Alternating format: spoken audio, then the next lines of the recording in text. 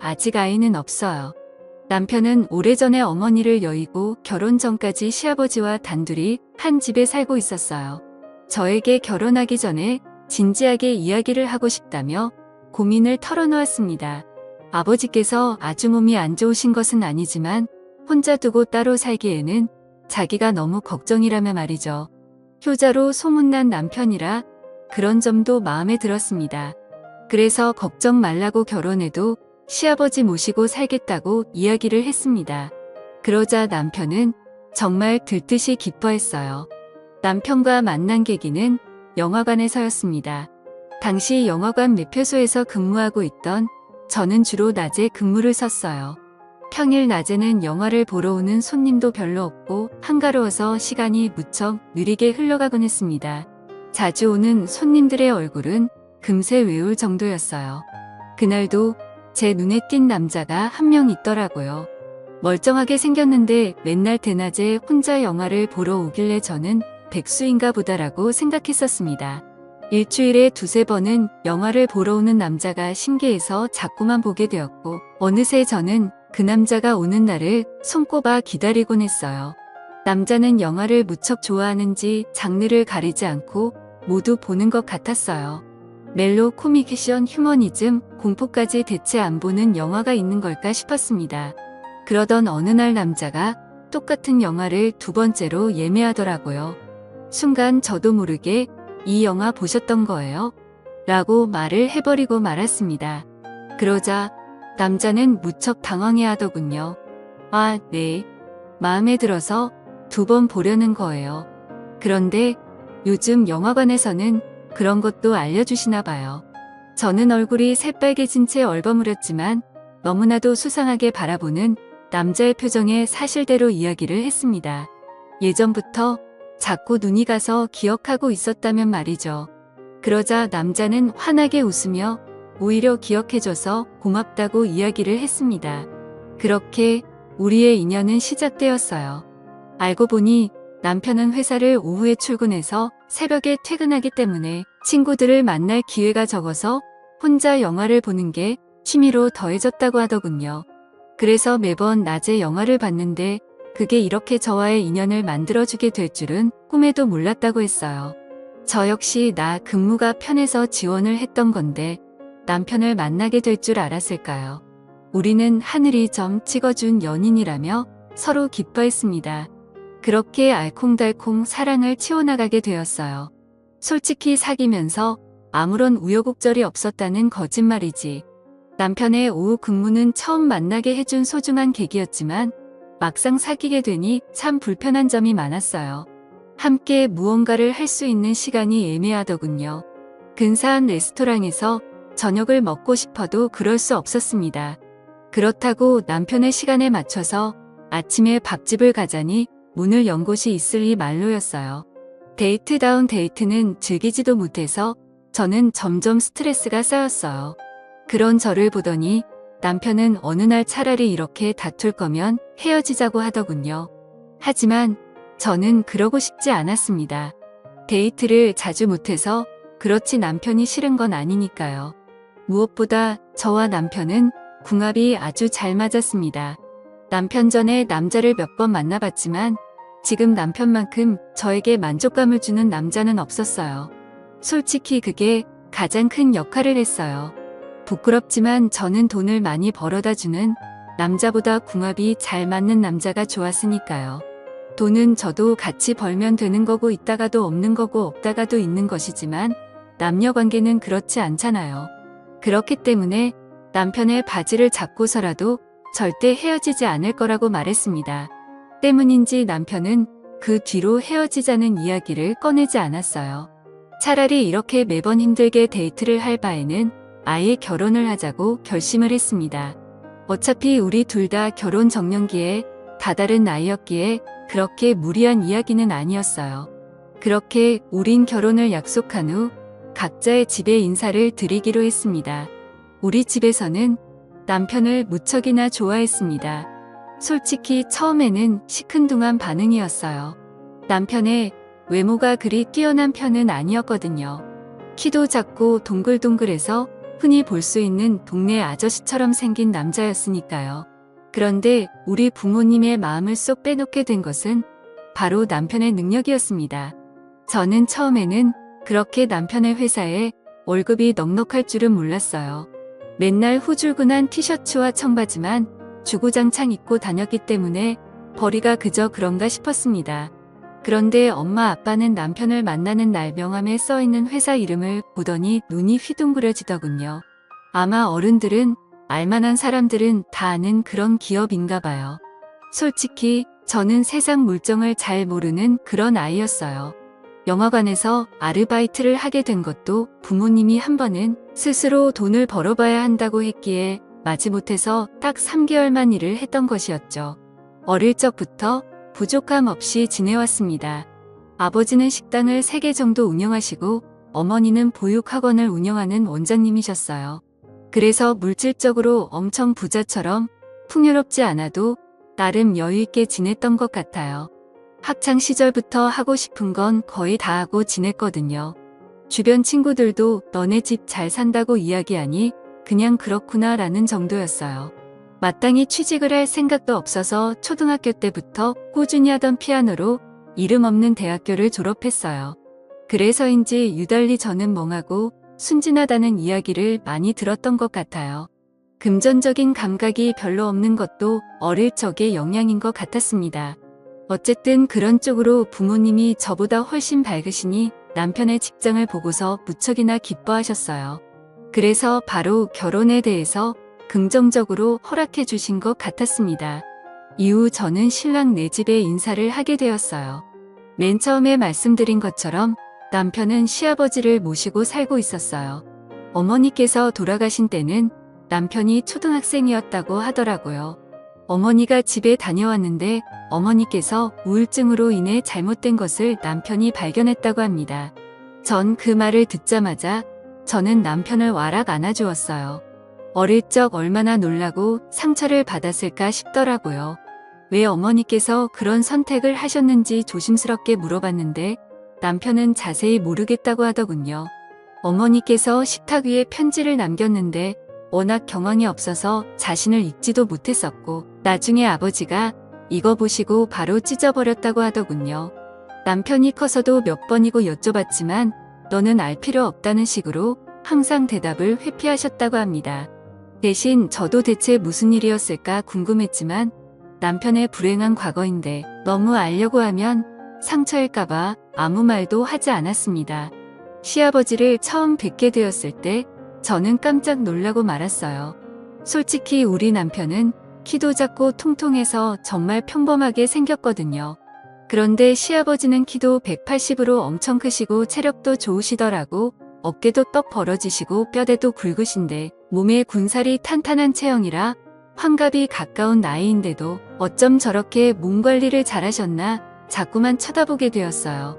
게다가 얼굴도 완전 핸섬하셔서 미중년이라는 말이 어울렸어요.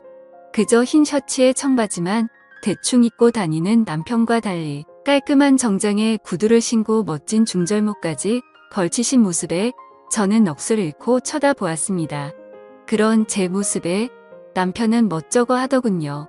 어쩜 이렇게 아버님과 안 닮았냐고 물어보니 자기는 엄마를 닮아서 그렇다고 이야기를 해서 그렇구나 하고 이해를 했습니다. 그렇게 첫 대면에 정말 분위기가 좋아서 기분 좋게 웃고 식사를 하느라 시간 가는 줄 몰랐어요. 아버님께서 대화도 어쩜 그리 잘하시는지 농담도 재미있고 재치 있는 만담이 정말 즐거웠습니다. 그래서 남편에게 저는 솔직히 셋이 사는 거 걱정되었는데 이런 시아버지라면 전혀 문제 없을 것 같다고 이야기했어요. 제 머릿속에는 고리타분하고 재미없는 노인네와 살면 어떡하지 하면서 걱정의 상상을 펼쳤는데 실제로 아버님을 만나고 나니 그런 고민 싹 사라졌답니다. 이렇게 재미있고 세련된 멋진 시아버지와 살게 된다면 딱히 힘든 점도 없을 것 같았어요. 게다가 아버님은 옛날 사람처럼 꽉 막힌 분이 아니어서 집안일을 많이 하신다고 하니 더욱 걱정은 덜어낼 수 있었어요. 그렇게 셋의 동거가 시작되었습니다. 셋이서 살게 되었을 때 처음에는 조금 어색하고 낯설었지만 점차 지내다 보니 익숙해지더라고요. 옷차림도 어떻게 해야 하나 걱정되어서 긴팔 긴 바지를 입거나 바닥까지 오는 롱스커트를 입었는데 남편도 시아버지도 편한 옷차림으로 지내서 저도 조금씩 편하게 입게 되었습니다. 신랑이 하루는 너무 짧은 것 아니냐고 하는데 남편도 시아버지도 반바지 입으면서 왜 나는 안 되냐고 물으니 별말을 못하겠는지 그냥 말더군요.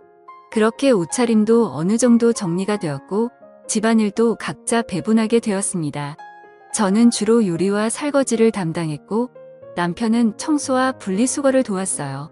시아버지께서는 자신의 방은 자신이 치우신다며 본인의 방 청소를 맡아서 하셨습니다. 모든 게 아무 문제 없이 착착 흘러와서 신기했어요. 남들은 시댁과 함께 살게 되면 시집살이를 한다면서 너무 힘들어하는데 난 정작 혼자 살 때보다 더 편하다고 느껴졌거든요. 이렇게 착한 남편과 시아버지를 만나는 것도 하나의 복이구나 느꼈습니다. 그런데 모든 일이 순탄하게 흘러갔다면 이렇게 사연을 보내지도 않았겠죠. 결혼한 지 1년이 조금 넘었을 무렵 문제가 생겼어요. 바로 남편의 해외 발령이었어요. 남편이 다니고 있던 회사는 미국에 본사가 있고 우리나라는 한국지사였거든요. 한국지사에서 일을 하고 있는 남편은 성과를 인정받아서 미국 본사의 발령마다 출근하게 되었습니다. 남들이 들으면 정말 잘된 일이고 축하해 할 만한 일이잖아요. 저도 처음엔 진심으로 축하를 해주었어요. 그런데 남편이 저에게 이상하다는 듯 자신과 같이 미국에 갈 건데 왜 아무런 준비를 하지 않냐고 하더군요. 그 말에 제가 더 당황했어요. 저는 여기에 부모님도 다 계시고 친구들도 있는데 굳이 남편의 일터에 따라가고 싶지 않았거든요. 미국이란 나라도 물론 가보면 좋겠죠. 그런데 단지 여행으로 가고 싶을 뿐 가서 살고 싶진 않았어요. 엄마 아빠도 없고 친구들도 없는 나라에서 오직 남편이 퇴근하기만을 기다리며 지내기 싫었어요. 상상만 해도 우울증이 올 것 같아서 절대 싫다고 저는 고집을 부렸습니다. 그러자 남편은 한숨을 쉬며 알겠다고 하더군요. 대신 아버지를 잘 모시고 지내달라고 했어요. 아무래도 미국에 3년 정도는 있어야 할 것 같다며 그 사이 종종 휴가 내고 한국에 오겠지만 그렇게 자주 오지는 못할 것 같다고 했어요. 1년에 이번 정도는 꼭 오기로 약속한 뒤 남편은 미국으로 향했습니다. 처음에 시아버지와 단둘이 집에 있다는 사실이 조금 어색하긴 했어요. 대화를 나눠도 항상 남편이 가운데 있었는데 이젠 둘만 이야기를 나누려 하니 자꾸 말이 헛돌더군요. 그런데 저와 마찬가지로 시아버지도 많이 불편하셨는지 어느 날 저를 앉혀놓고 술을 먹자고 하시더군요. 한 번도 단둘이 술잔을 기울인 적이 없어서 이렇게 우리 둘이 남처럼 어색한 것이라며 소주 한잔하면서 서로 속 터놓고 이야기한 뒤 내일부터 편하게 아빠와 딸처럼 지내자고 하셨어요. 저도 시아버지 말에 동의를 하고 술을 마셨습니다. 이날에는 둘 다 별일이 없었어요.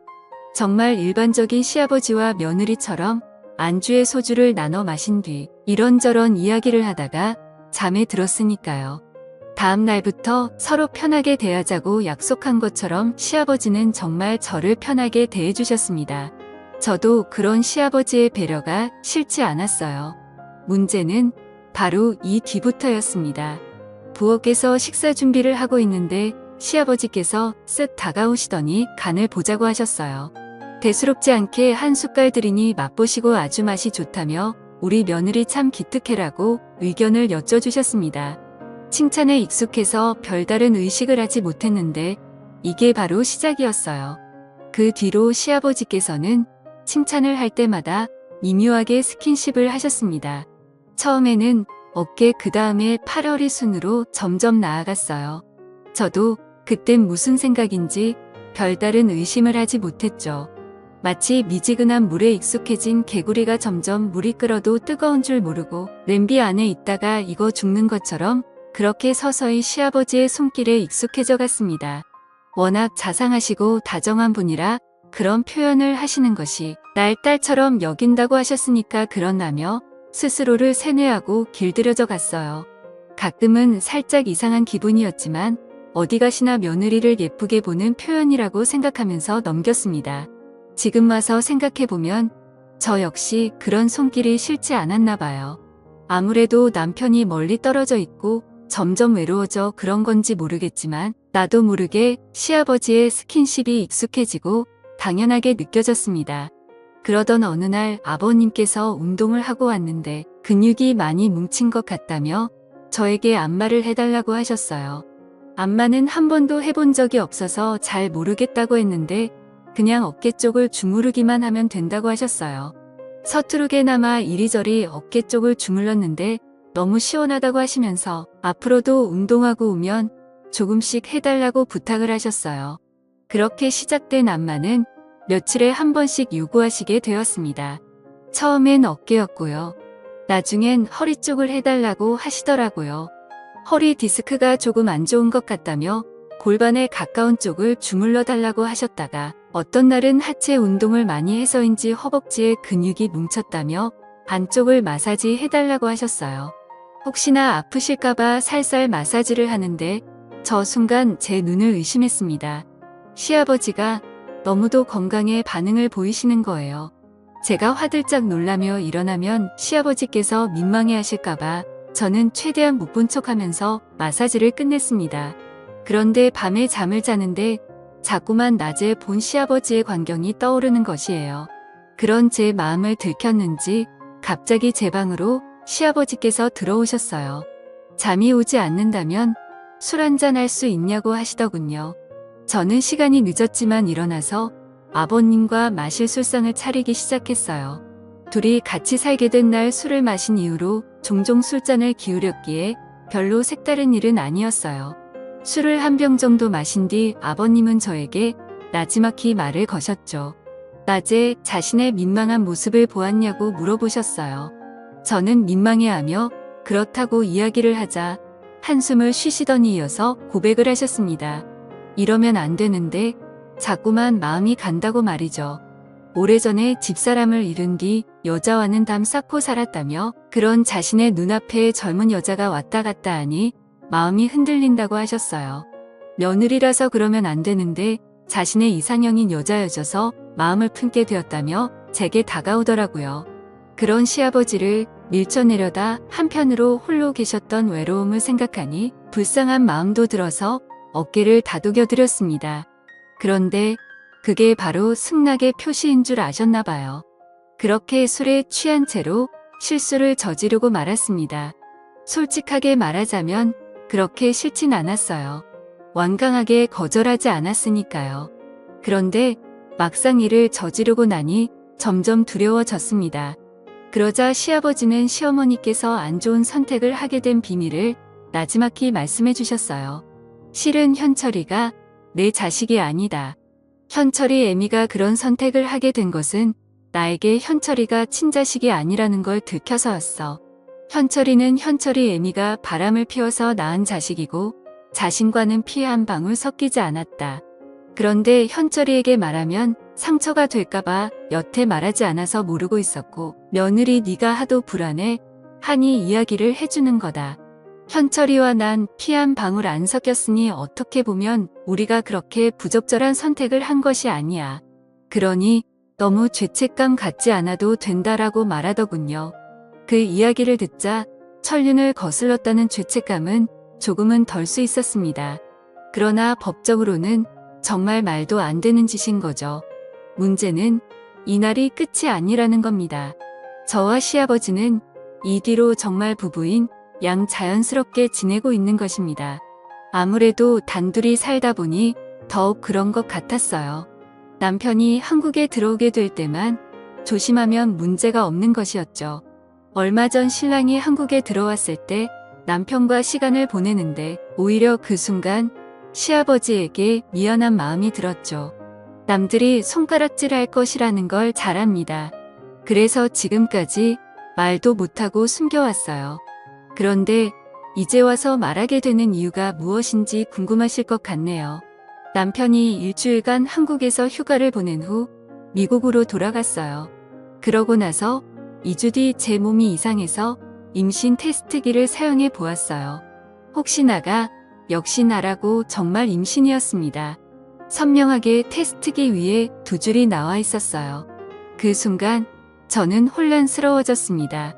제 뱃속에 있는 아이가 누구의 아이인지 모르겠다는 것입니다. 남편의 아이인지 시아버지의 아이인지 날짜를 정확히 모르니 잘 모르겠어요. 그래서 시아버지에게 이걸 털어놨더니 우리 둘이 입을 다물고 있으면 아무도 모를 거라고 하시더군요. 어차피 태어나기 전까지 유전자 검사도 하지 못하고 남편에게도 들키지 않으면 이대로 지내도 된다고 말이죠. 뱃속에 있는 애가 자신의 아들인지 손주인지는 아무런 상관이 없다고 말씀하시는데 저는 잘 모르겠어요. 내가 정말 아버님의 아이면 저는 어떻게 해야 할까요? 무엇보다 남편에게 모든 걸 사실대로 이야기해야 할까요? 착한 남편에게 상처를 주고 싶지 않습니다. 그렇다고 남편에게 아무런 이유도 없이 시아버지와 따로 살자고 인연을 끊자고 해도 듣지 않을 것 같아요. 대체 뭐가 문제냐고 우리만 입 다물고 살면 된다고 고민하지 말라며 시아버지는 저를 위로해주지만 저는 너무 혼란스럽네요. 현명한 조언 부탁드리겠습니다. 감사합니다.